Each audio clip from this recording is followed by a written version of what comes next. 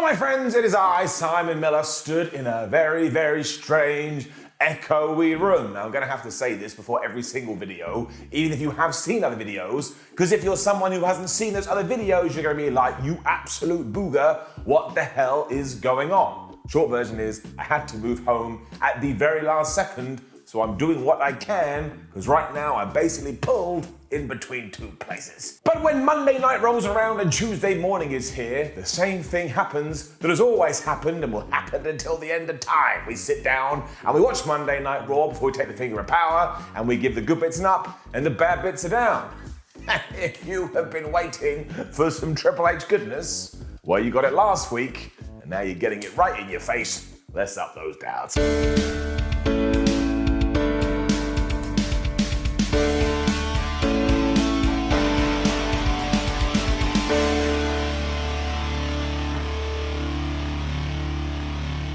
The very first thing we did see on Raw was the tournament brackets for the Women's Tag Team Title Tournament, and I've got them down here because I'm tired and I don't want to forget. But we have Dana, Brooke and Tamina, there is no one meaner, taking on Dakota Kai and Io Sky. We have Alexa Bliss and Asuka taking on Nikki Ash and Doudrop. We have Raquel Rodriguez and Aaliyah taking on Xia Li and Shot City. And we have Nikita Lyons and Zoe Stark from NXT taking on Natalya and Shayna Baszler.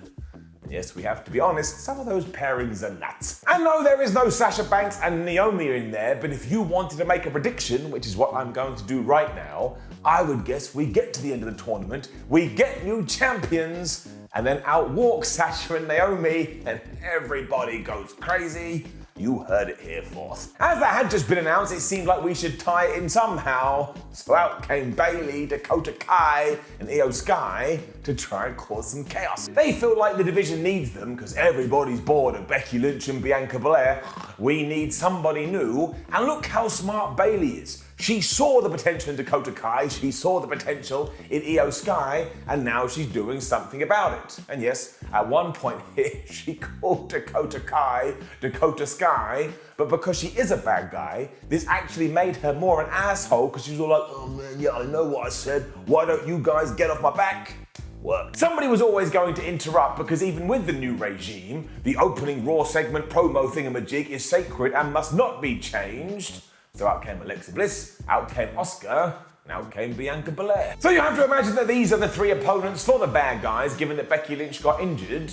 And they basically went, look, you absolute jabrones, you ain't gonna be winning the tag team titles because we're gonna be winning the tag team titles, and only one of us can win the tag team titles. Bianca was so rolled up she wanted to have a fight right now, but Bayley had a better idea. Why don't we do a 6-person tag team match at the Clash of the Castle pay-per-view, premium live event? So that's what we are going to do. But as that is a few weeks away, they got into a big brawl and had to be broken up by officials. This was fine. And of course, we still want to get to a point where we don't have to say things that I'm about to say. We just want to make it all normal and nice. But it was very entertaining and very satisfying to see the women not only kick off Raw, but get a good chunk of time to plant these seeds for all the stories. I'm also very intrigued to see what they're going to do around the corner.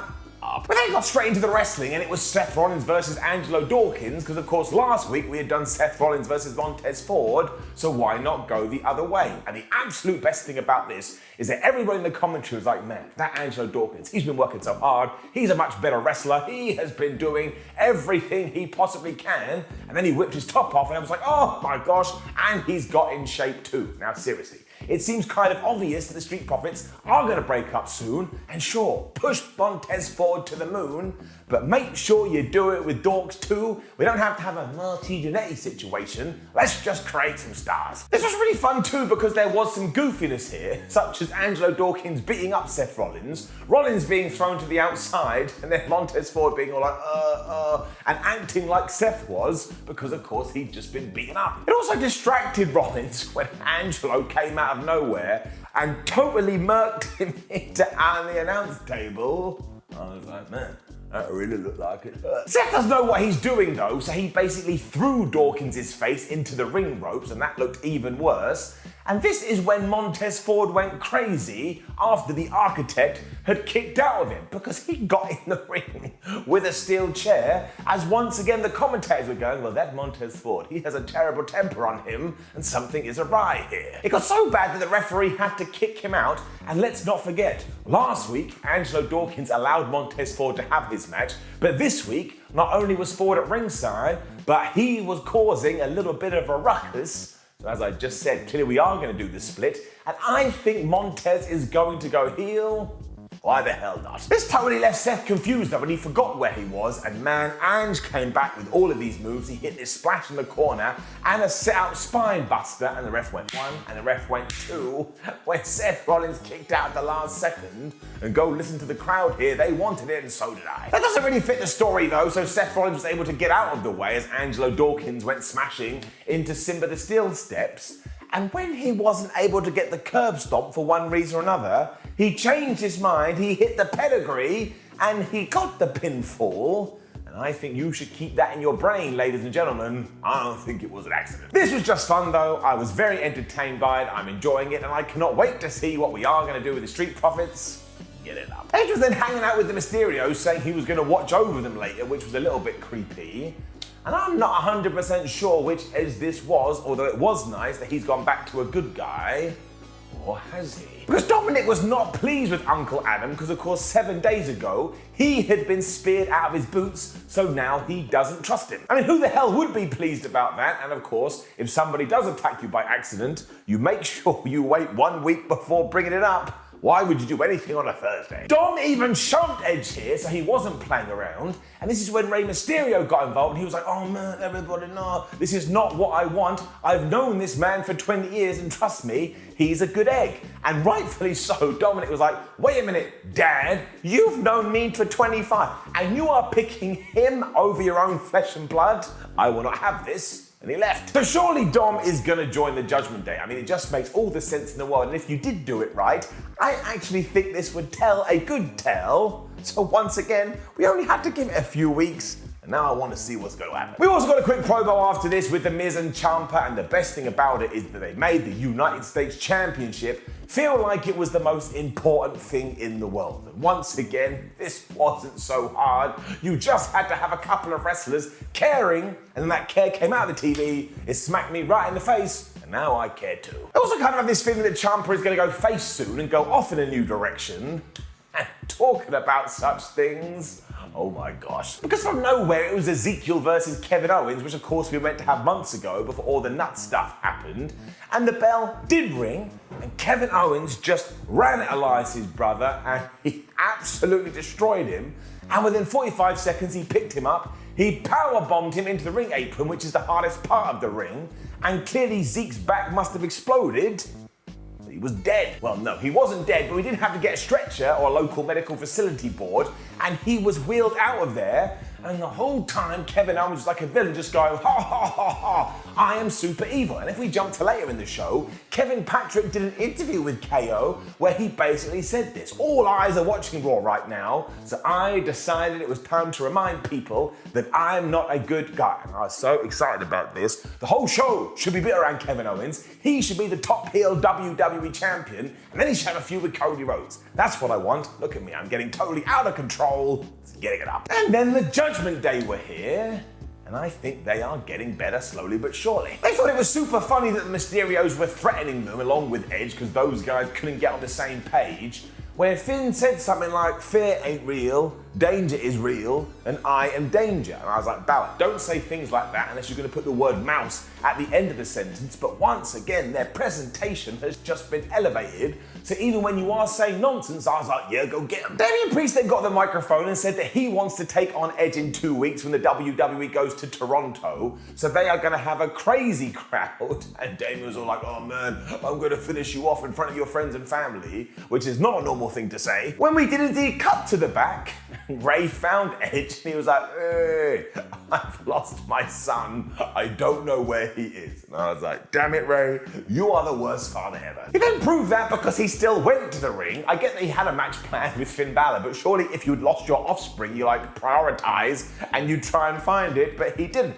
And that worked out for me because it's Finn Bálor versus Rey Mysterio. They could sit in the ring and play Jenga, and they'd somehow make it terrific. This rule. Bálor made sure to do the Three Amigos because he is a massive asshole now, and when Rey Mysterio went for the 619, Damian Priest got in the way to protect his friend, and that's how you've got to do it. It doesn't matter that these are villains, that these are heels, these are bad guys. It should be all for one and one for all, like the damn Four Musketeers. Rey doesn't stay down though, and he hit that amazing sunset flip bomb thing to the outside into Barry Barricade.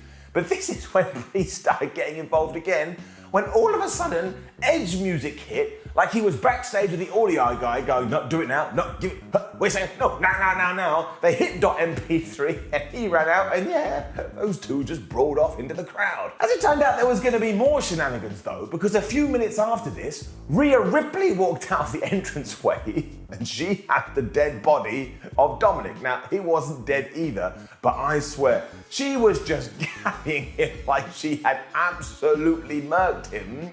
And straight away I was like, well, that's it. I want to see Rhea Ripley versus Dominic Mysterio. And I'm never going to get it, but like Batista said, give me what I want. Of course, this sent Rey absolutely crazy because he was like, my son, why did I have a wrestling match and not try and find you? Which is when Finn and Bella hit the go button, hit the coup de grace, 1, 2, 3, and he won. I also just want to throw in that Ripley has been on an absolute tear as of late and should be the women's champion by the end of the year. But this feud has just become so good recently, I am giving it up. And in case you have been waking up in sweat in the middle of the night going, oh my gosh, where is Dana Brooke in the 24/7 championship? She was then back on Raw, and I tell you, she was the happiest person ever. Even though she was teaming with Tamina, nobody Mina, and they've been feuding for like the last 87 years, she was like, oh, I can't wait to become a double champion. And spoiler, it ain't gonna happen. We were about to have this match, so Bayley and her cronies turned up like, oh man, you guys suck. So Tamina stood up and looked at them, because of course she is mean. And then yeah, it was Io Sky and Dakota Kai taking on Dana Brooke and Tamina, nobody Mina. And as always here on Ups and Downs, we are going to be honest, and sure, at times during this, it felt like there was some miscommunication and it went a bit wonky, but you don't just have to focus on the negatives. One, I thought Dakota Kai and Io Sky came across as a dominant tag team, and two, their damn tag team name is Kai and Sky. Meaning now we can ring up Taka Michinoku and bring it back in. We got a dive early on from Dana Brooke because of course it is 2022 wrestling. Although that didn't last long because she got hurled into Barry Barricade, and this is when eventually Tamina, nobody Mina, got the hot tag. And she ran wild for about 12 seconds. The whole time Bayley kept casting distraction too because she had leveled up her MP. And then there was this one bit when Dana Brooke was on the outside, she was gonna give some kind of handspring attack, but Bayley moved her person out of the way and Dana went flying into Barry Barricade again. Now the only reason this was funny is because Bayley didn't really do enough in order to create the movement, so it looked like Brooke's plan was, I'm gonna go flying into that steel barrier. It threw Tamina totally off her game because now she had no friend, she had no partner, and eventually Io Sky hit the moonsault 1, 2, 3, meaning Dakota and Sky are now going through to the next round. And now that I think about it, they should win the thing and then feud with Sasha and Naomi. I thought this was okay. This is when we got that Kevin Owens interview that we've already talked about, but there is something else we have to mention. Because if you looked in the background during this, you could see who looked like Doudrop and Nikki Ash and a bunch of other people surrounding this car that had crashed into a wall. Now, WWE was going to pay this off by the end of the show, but the best part about it is no one made a big deal out of this. It was just there, and you could pat yourself on the back a la Barry Horowitz if you had noticed, and WWE hasn't done anything like this for ages. I love subtle storytelling because it makes you feel warm and fuzzy in your tum-tum. Couple of thumbs. We also saw Dominic Mysterio in the trainer's room as Rey was like, oh, my son, I am so sorry. And once again, surely he is going to join TJD. Yeah, that's correct. Which is what I'm going to call them from now on. We then had that US title video again that we showed last week or 2 weeks ago, whenever it was, and it just made you feel so damn pumped about this championship, especially because then it was Bobby Lashley taking on Ciampa for that belt, and my gosh, you could just tell that they wanted it. Round of applause. This has all worked out really well too, because even though Bobby Lashley is a monster and Ciampa is not, I still was not 100% sure who was going to win here. So this is all the evidence we need. Yes, sometimes you can see an absolute beast of a person taking on someone who is less of a beast, but as long as you pitch it properly, I can suspend my disbelief. Miz was at ringside, so you knew he was going to be causing shenanigans, although at one point Lashley got so done with this, he grabbed Ciampa and he threw him into the A-lister, and most of this was Bobby Lashley on the offensive, with Ciampa trying to take him out, although eventually he did hit the spear, but of course Miz grabbed his mate's foot and he put it on the ropes, when from nowhere AJ Styles was here, and he fought the Miz through the ring, and then those two were gone. That caused such a nonsense though that all of a sudden the turnbuckle was exposed and Ciampa pushed Lashley into it, plus he was going to try and hit the fairy tale ending, so talk about confidence, and when that didn't work, he applied the Gargano escape as Corey Graves on commentary. It was all like DIY. So if John Boy ain't coming back, what are we doing? As it turned out though, nothing could stop Bob, so he got back to his feet, he hit the choke slam, and then he was able to win using the hurt lock, but I tell you, this was just so good on so many levels. It didn't hurt Ciampa at all. Bobby Lashley is like one of the best things in the company right now. It is getting it up, and all we had to do was go, hi. This is important. We also found out that Styles and Miz had been fighting the entire time, so they're going to main event Raw later, when Omos and MVP were back, wondering where they'd been. We went full 1980s with this too, as I think the big man was taking on like Andrea Garcia and Steve Slade or something like that. But the whole point was it was 2-on-1 and Omos just swatted them away like flies. He hit the tree slam and he won in about 1:30. So I have no idea what we're going to do with Omos right now, but I like this in my wrestling. Of course, every now and then I want to be able to turn it on and just see somebody so big. I'm like, oh my gosh, where the hell did you come from? The question now is what kind of feuds we put him in, but if you treat him like a spectacle and don't go crazy, it will be fine. Also, we always know that Umvip is great. Seth Rollins interview next, and Kevin Patrick pissed him off in around about 8 seconds because he was like, oh man, do you know that next week Riddle's going to be back on the show? Seth was like, why would you ask for my time and then talk about that idiot? The only thing he is good at is ruining his own career. Why don't you go and ask Dana White? And you should go and Google that. It was a very real thing. And then it was time for some wrestling. All right. And I know that's just the dingy things that happens in smoky bars, but I enjoy it. And we were doing Dolph Ziggler versus Chad Gable. I think just to give yet more hints that whatever the WWE style, the WWE playbook was before, we are expanding it, we are evolving it, because they had what I suppose you could call, and this is a terrible term, but hopefully you know what I mean, an indie match. Gable is just ridiculous too, and he was doing these suplexes that made me want to do a backflip, but I didn't, but I land on my head and I would die. And we all know the deal with Dolph Ziggler. If he is still wrestling when he is 75 years old, he is still going to be good. He's got it in his bone. The whole point here too was that Gable kept going after Ziggler's ankle too, to the point he had a bit of a limp and he wasn't able to hit his super kick, so he was doomed. Thankfully, this was only a minor blip because after Gable had gone back for the ankle lock, Ziggler was able to slip out of it and he hit his kick that is super for the win. And while this is shorter than you may have been expecting, it was just so good to see two premier workers going at it. And also Otis was on the outside. I love that man too. It also kind of felt like we were resetting the chess pieces a bit. And of course, given that Dolphy Boy was here, I was like, where is Theory? Because we haven't seen him since SummerSlam, and he is Mr. Money in the Bank.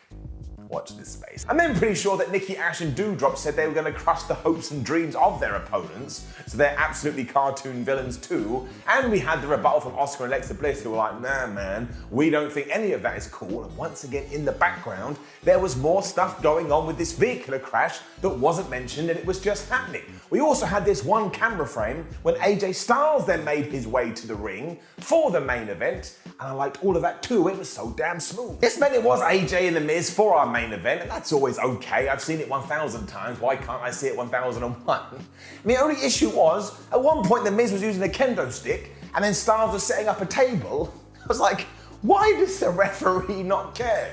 Clearly I missed something, because then I looked up in the corner of my screen and it said #NoDQ match. I was like, that makes sense. It must have scared the crap out of Ciampa because after AJ had hit the phenomenal forearm, he was there to stop the count.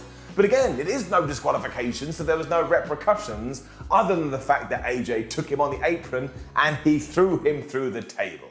Now, we do have to be honest here. Was it the most gruesome table bump you've ever seen? No, it was a kind of bit like somebody falling on a bed. It didn't mean we then had this awesome bit where AJ was going to go for another phenomenal forearm, but Miz just chucked a chair right into his face, which looked horrendous, and then he hit the skull crashing finale for another near fall, and when that didn't work, he got the kendo stick again and started smashing it up. However, when he went for the figure four, AJ booted him off, Miz went crashing into another steel chair. When he turned around, stars clashed, 1, 2, 3. This was all good with me. I do believe this may have been sped up though, so that we could have some time for the aftermath of this. Because when AJ Styles was walking around celebrating, all of a sudden, but very subtly, it was made clear that somebody in the audience was trying to rush the ring. Like you could see a bunch of security guards and Styles kind of walked over to see what was going on. And we didn't have any major reveal here, but you could see it from afar. That was flipping Dexter Lumis, which explains all the car stuff throughout the night. And look, people definitely knew who he was because they made some noise. This was super duper good. It also just meant there was this air of uncomfortableness around everything because people thought it was real. And look, yes, you were going to have to re-establish these people. Not every single person on the planet knows about the NXT roster, but in terms of introducing fresh faces and just making Dexter an absolute psychopath, I don't think you could have done this any better. So this is how Raw ended as well, and I am now so intrigued. I'm not saying there's not work to do, there is. Again, you have to establish these people, but it made me really excited about next week, mostly because you just don't know who the hell's gonna show up. Which did indeed bring us to the end of Raw, and look what we have here. It's all ups and 0 downs. And I always have to say this, even though I'm like a broken record, it doesn't mean it was a perfect show, and there were some things that were teetering on a down, but I like to get through my 3 hours or 2 hours or 1 hour, whatever it is when it comes to wrestling programming, and how did it make me feel? And this one zoomed by, plus it felt really different, so I think it's good to champion such stuff. Positive Pete for life. Get it up. Now, please do leave a comment below and let us know what you thought about last night's episode of Raw. Like the video, share the video, and subscribe. Head on to WhatCulture.com where you can read yourself some articles. Make sure you come follow on the social media at Simon316 and WhatCulture WWE. Please go and watch some videos. It's what life is all about. My name is Simon for WhatCulture. Thank you for watching me as always. See you soon.